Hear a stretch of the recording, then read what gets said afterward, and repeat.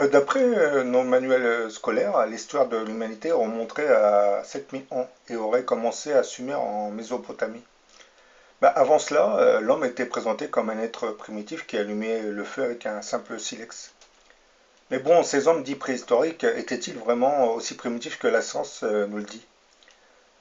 Certaines découvertes archéologiques paraissent être moins affirmatives. Il semblerait que des civilisations qui ont développé un très haut degré de technologie se seraient développées sur notre planète il y a de cela plusieurs milliers d'années. Certaines d'entre elles se seraient même affrontées en utilisant des armes qui ressembleraient étrangement à nos armes atomiques. En Inde, il existe de très vieux manuscrits qui font allusion à d'étranges machines volantes qui sillonnaient le ciel de notre planète il y a de cela plusieurs milliers d'années. Ces mystérieuses machines appelées Vimana, vous voyez un plan d'une Vimana, sont décrites dans des ouvrages tels que le Rig Veda, le Mahabharata, le Ramayana, le Puranas et le Drona Parva. Par exemple, dans le Mahabharata, on trouve l'histoire du Vimana de Salva, qui était un grand véhicule militaire pouvant transporter des troupes et des armes. Les Puranas et le Mahabharata contiennent aussi de nombreux récits qui faisaient allusion à de plus petits Vimana comprenant des appareils de loisirs apparemment conçus pour un seul passager. Quand ils n'étaient pas utilisés, les Vimana étaient gardés à Vimana Griha. C'était un lieu qui aurait été un hangar fortifié. Ils étaient alimentés par un liquide jaune blanchâtre et un cœur rempli d'un composant au mercure. Les Védas, ancien poème hindou, décrivaient aussi les Vimana comme étant de forme et de taille variées et disaient qu'il y avait beaucoup de formes différentes, cela dépendait de leur utilisation. Toutes ces Vimana décrites dans les vieux textes hindous devaient correspondre à nos actuels avions, mais avec un système de propulsion qui n'était pas le même. Certaines de ces Vimana étaient destinées à la guerre. Elles étaient équipées d'armes qui paraissaient assez sophistiquées pour une époque où l'homme était censé allumer le feu avec de simples silex. L'histoire de ces Vimana nous ferait remonter à plus de 15 000 ans. Et tous ces récits qui évoquent la présence de ces Vimana semblent contredire certaines versions de notre histoire religieuse qui ferait remonter l'apparition de l'homme à seulement quelques milliers d'années. Alors qu'il y a de cela plus de 15 000 ans, se développaient déjà sur Terre des civilisations qui auraient acquis un très très haut degré technologique. Et les deux principales puissances de l'époque, l'Atlantide et l'Empire de Rama, en Inde, s'affronteront dans plusieurs guerres. Et les armes qu'ils auraient utilisées semblaient aussi sophistiquées que celles que nous utilisons aujourd'hui.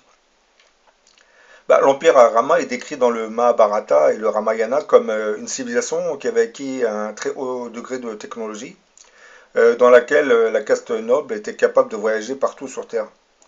À son apogée, l'Empire Rama intégrait le nord de l'Inde, le Pakistan et une partie de l'Afghanistan. Il y a de ça plus de 15 000 ans.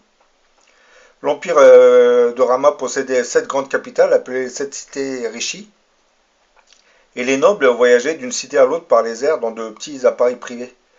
Mais il existait des chariots aériens un peu plus grands qui étaient utilisés pour le transport normal.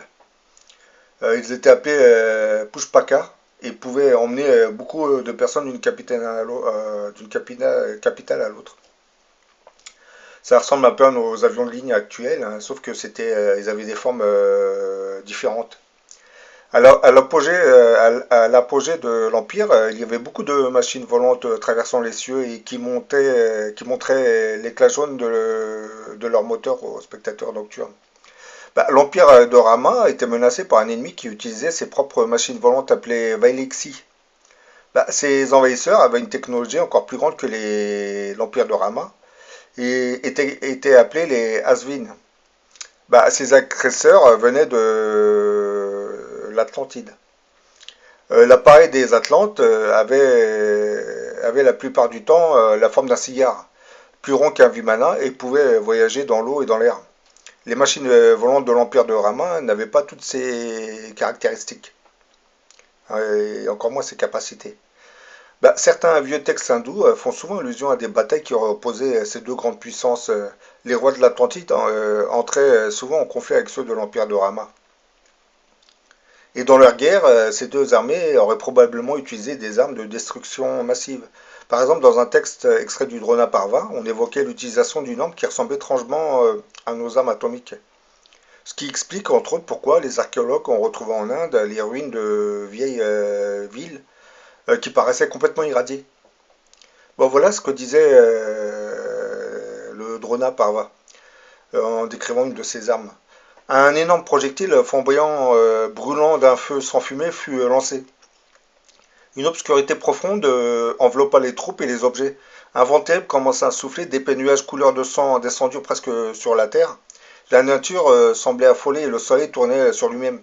Les ennemis tombaient comme des arbustes détruits par les flammes. L'eau des fleuves devenait bouillonnante et les êtres qui essayaient de s'y réfugier périssaient misérablement. Les forêts n'étaient qu'un seul flamboiement et des milliers d'éléphants et de chevaux atrocement brûlés remplissaient l'air de barrissements et de hennissements, tandis qu'ils couraient affolés.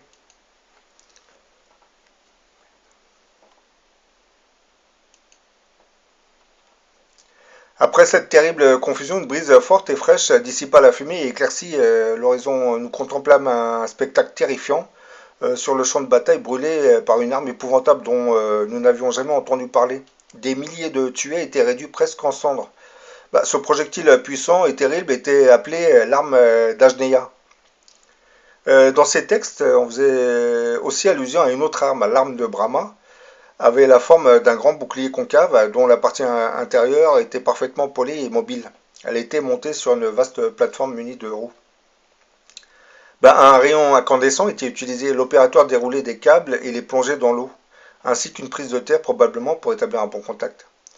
À cette époque, de nombreuses lois défendaient l'emploi de cette arme, sauf en cas de nécessité absolue. L'arme en question projetait un puissant rayon dans lequel se trouvait concentrée une étrange énergie. On lit dans le Drona Parva toujours que le fils de Drona, ayant établi le contact, déchargea l'arme de Brahma, ce qui provoqua des vents violents, des trompes d'eau, des tonnerres terrifiants et un tremblement de terre. Le soulèvement des eaux par-dessus les digues, sans oublier les montagnes qui se fendaient. Le rayon frappait particulièrement les guerriers munis de cuirasses. Ceux-ci, devenant transparents, disparaissaient. Le rayon devait probablement désintégrer les cellules du corps. Au cours d'une bataille dans l'estuaire du Gange, de nombreux guerriers ennemis eurent la vie sauve en se jetant à l'eau, en mouillant leurs armes et en se lavant complètement, ce qui leur permettait de neutraliser les effets épouvantables du rayon. Toutes ces explosions ont bien laissé des traces d'irradiation dans certaines villes en Inde. Suite à une forte augmentation de malformations à la naissance et à une multiplication des cancers dans une région en cours de construction du Rajasthan, le gouvernement indien décida d'y dépêcher une équipe de scientifiques afin d'analyser le sol. Les niveaux de radiation enregistrés par les enquêteurs étaient si élevés que le gouvernement indien a maintenant ordonné de fermer la région. Les scientifiques ont déterré une ancienne cité contenant des preuves d'une explosion atomique datant de 12 000 ans et qui a détruit la plupart des immeubles et probablement un demi-million de personnes. Un des chercheurs estimait que la bombe nucléaire utilisée devait être de la taille de celle lancée au Japon en 1945. Cette cité vieille de 8000 ans était irradiée comme si elle avait subi une explosion nucléaire. Les radiations sont encore si intenses que la zone est extrêmement dangereuse. Une grosse couche de cendres radioactives recouvre plus de 3000 de surface à Rajasthan. Le Mahabharata, qui est un vieux recueil indien, relate dans l'un de ses passages ce qui ressemblerait à une explosion atomique. Celle-ci se serait déroulée il y a de cela plusieurs milliers d'années. Et je pense que les scientifiques indiens risquent de découvrir d'autres régions en Inde où le sol est complètement irradié. Voilà ce que nous disait le Mahabharata à propos de cette arme. Un seul projectile chargé avec toute la puissance de l'univers, une colonne incandescente de fumée et de flammes aussi lumineuse que 10 000 soleils et s'élevant dans toute sa splendeur. Une explosion perpendiculaire avec ses nuages de poussière, se soulevant, en élargissant des cercles ronds comme l'ouverture de parasols géants. C'est une arme inconnue, un éclair de feu, un message gigantesque de mort qui réduisait en cendres une race entière. Les corps étaient si brûlés qu'ils étaient méconnaissables. Leurs cheveux et leurs ongles tombaient sans cause apparente et les oiseaux devenaient blancs. Après quelques heures, tous les animaux furent infectés. Pour échapper à ce feu, les soldats se jetèrent dans la rivière. Les textes sacrés indiens sont remplis de textes décrivant ce genre d'explosion qui ressemblent beaucoup à des attaques nucléaires. Au Pakistan et en Inde et dans la vallée de l'Indus, on trouve les ruines de plusieurs cités antiques qui, d'après les fouilles archéologiques, auraient été détruites de façon assez brutale. Il semble en tout cas que ces villes ont été détruites en un instant. Bah, sur la chaussée, les fouilles ont permis de découvrir des squelettes fauchés en pleine activité. Bah, après des millénaires, ces squelettes sont encore aussi radioactifs qu'à Hiroshima. Bah, cette radioactivité élevée a entraîné des problèmes sanitaires graves, si bien que le gouvernement indien a dû fermer le site des fouilles. Bah, selon un article du New York Herald Tribune du 16 février 1947, le rapport de l'explosion d'une bombe atomique dans le désert du Nouveau-Mexique avait décrit que l'explosion avait fait fondre le sable qui s'est transformé en verre, de couleur verte. Bah, ça aurait troublé des archéologues qui avaient fouillé des sites datant de plusieurs millénaires dans la vallée de l'Euphrate. Nous sommes toujours dans la région qui était dominée par l'empire de Rama, hein. Et ces sites comportaient des traces de destruction avec du sable fondu transformé en verre de couleur verte. Assez intriguant. Bah, cela démontrait que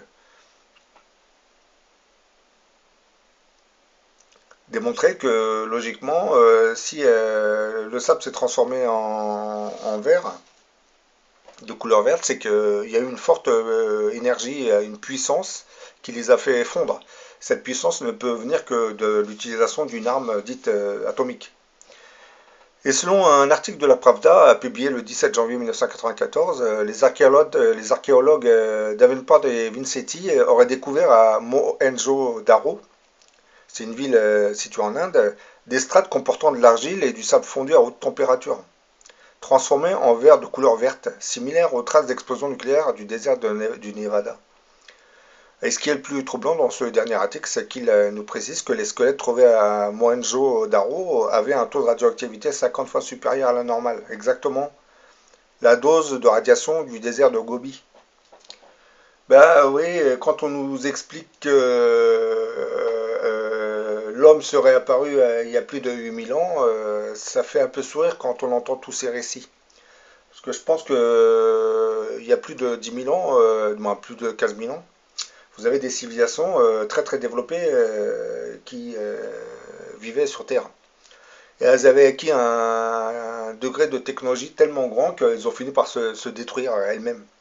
Parce que bon, les guerres entre l'Atlantide et l'Empire de Rama a causé beaucoup de dégâts, mais bon, ils ne se sont pas anéantis.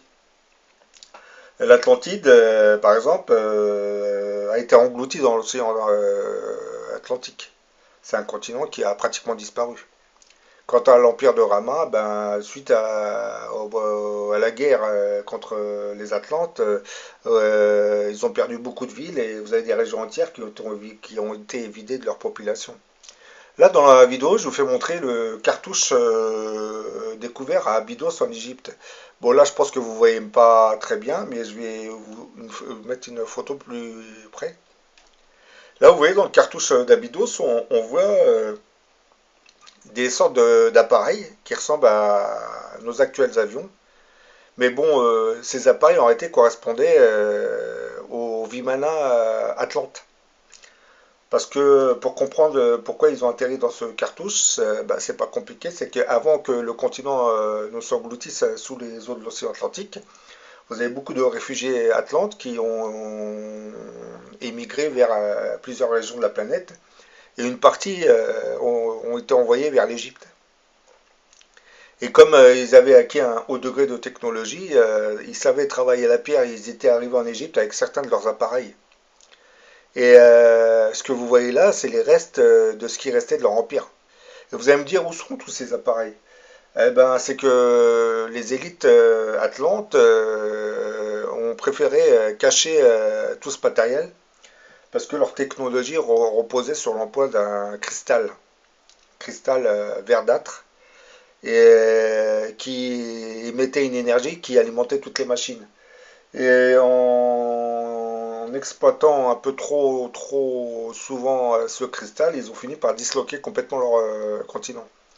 Comme les sages de l'Atlantide, ceux qui ont suivi les réfugiés, ne voulaient pas reproduire le même problème, ils ont préféré se débarrasser de cette technologie. Et toute leur machinerie aurait été cachée dans des salles souterraines qui auraient été construites sous le plateau de Gizeh et sous le Sphinx. Et d'après le récit d'un certain médium américain, Edgar Cayce, il nous explique que avant l'arrivée du Grand Prince, alors je ne sais pas s'il parle du Grand Monarque ou de l'Antéchrist, eh ben, la salle des archives de l'Atlantide sera découverte. Et là, on saura vraiment ce qui s'est passé il y a plusieurs milliers d'années. Et bon, je peux pas vous dire dans combien de temps elle sera découverte. Et je pense que les Américains ont déjà découvert certaines salles où ils ont retrouvé d'étranges artefacts. Mais comme vous connaissez les Américains, ils récupèrent les appareils et les emmènent pour les étudier dans le pays. Et on n'aura plus aucune information sur l'appareil en question. Ben, j'espère que cette vidéo vous aura intéressé. À la prochaine pour une autre.